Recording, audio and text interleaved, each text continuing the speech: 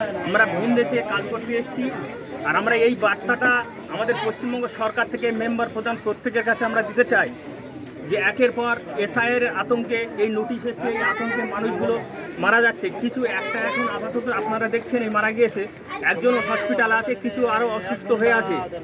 আর সেই সঙ্গে আতঙ্কটা এইখানে যে আমরা পরিযায়ী শ্রমিক কেউ 15 দিন, কেউ 1 মাস, কেউ 10 দিন, কেউ 1.5 মাস এই বঙ্গ থেকে এই মুম্বাইয়ের বুকে বা বিভিন্ন জায়গায় আমরা অন্যের দায়ে আমরা খাটতে এসেছি।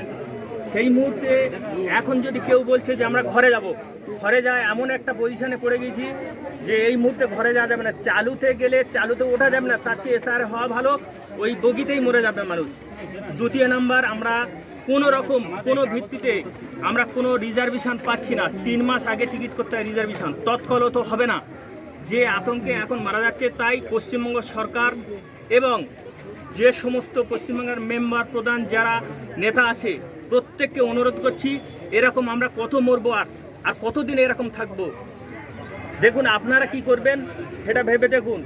এখনো হসপিটালে আতঙ্কে কি আরো ডেড বডি আমাদের পাঠাতে হবে? আমরা তো রুজি রুটির জন্য ওয়েস্ট বেঙ্গল থেকে এখানে এসে পড়ে আছি। আমরা তো রুজি রুটির জন্য ওয়েস্ট বেঙ্গলে এসে পড়ে আছি। আমাদের ডেড বডি কতটা আরো দেখবে? নির্বাচন কমিশনকে আমার বেঙ্গল সরকার কেন জানাচ্ছে না?